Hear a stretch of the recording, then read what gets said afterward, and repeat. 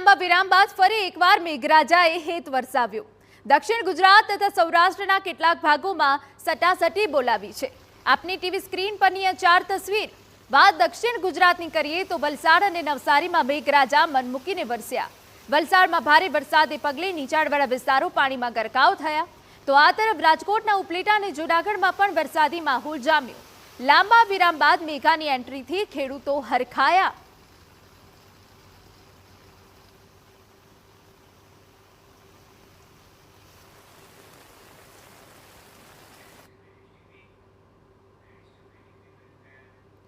હવે વાત કરીએ વલસાડમાં ખાબકેલા વરસાદની, તો વહેલી સવારથી જામેલા કાળા ડિબાંગ વાદળો એવા તો વરસ્યા કે વલસાડ તરબોળ થઈ ગયું। લાંબા વિરામ બાદ મેઘાએ ધમાકેદાર એન્ટ્રી કરી અને વલસાડમાં મન મૂકીને વરસ્યો મેઘો। ગણતરીના કલાકોમાં વલસાડ પંથકમાં 4 ઇંચથી વધુ વરસાદ પડ્યો। ધોધમાર વરસાદે પગલે શહેરના અનેક વિસ્તારો જળબંબાકાર થઈ ગયા, જ્યારે નીચાણવાળા વિસ્તારો પાણીમાં ગરકાવ થઈ ગયા। તો સૌથી વધુ વલસાડમાં 4 ઇંચ વરસાદ પડ્યો, જ્યારે પારડીમાં 4 ઇંચ વરસાદ વરસતા જ્યાં જુઓ ત્યાં પાણી જ પાણી જોવા મળ્યું। આ તરફ ઉમરગામમાં 2.36 ઇંચ, વાપીમાં 2 ઇંચ વરસાદ પડ્યો। ભારે વરસાદે પગલે શહેરના એમજી રોડ, છીપવાડ, હનુમાન મંદિર, દાણા બજારમાં પાણી ભરાયા, તો પાણી ભરાતા નાગરિકોએ હાલાકીનો સામનો કરવો પડ્યો। તો હવે જુઓ આ દ્રશ્યો। ભારે વરસાદે પગલે શહેરના મિશન કોલોની વિસ્તાર પાણીમાં ગરકાવ થયો। ઘૂંટણ સમા પાણી ભરાતા નાગરિકોને હાલાકી ભોગવવાનો વારો આવ્યો। સ્થાનિકોનો આરોપ છે કે અહીં સામાન્ય વરસાદમાં પણ પાણી ભરાઈ જાય છે।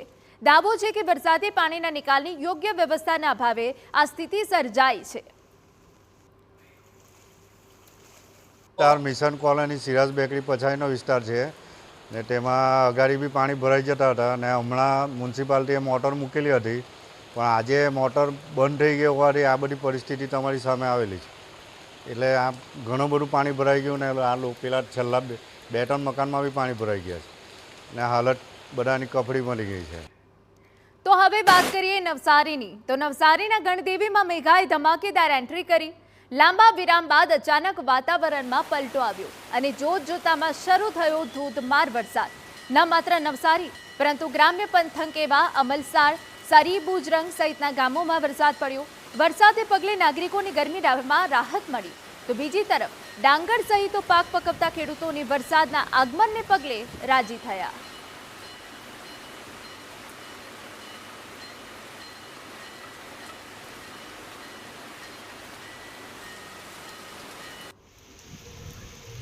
તો આ તરફ રાજકોટના ગ્રામ્ય પંથકમાં પણ વરસાદી માહોલ જામ્યો। રાજકોટના ઉપલેટામાં મેઘરાજાનું આગમન થતાં સર્વત્ર ખુશીની લહેર ફરી વળી। લાંબા વિરામ બાદ મેઘરાજાની પધરામણી થતાં ખેડૂતોમાં આનંદ ફેલાયો।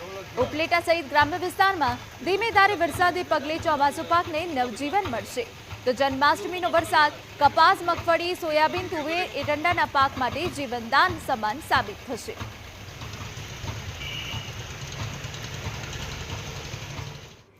આ તરફ અમરેલીના ગ્રામ્ય વિસ્તારમાં પણ નોંધપાત્ર વરસાદ પડ્યો। 1 મહિના જેટલા લાંબા સમયના વિરામ બાદ મેઘરાજાનું આગમન સ્થાનિકોમાં ખુશીનું કારણ બન્યું। તો અમરેલીના ગ્રામ્ય વિસ્તાર એવા વંડા અને વાશિયાળી પંથકમાં પણ સારા વરસાદના સમાચાર છે। તો નોંધપાત્ર વરસાદે પગલે નાગરિકોને ગરમીમાં રાહત મળી, તો ખેડૂતોને જીવમાં જીવ આવ્યો।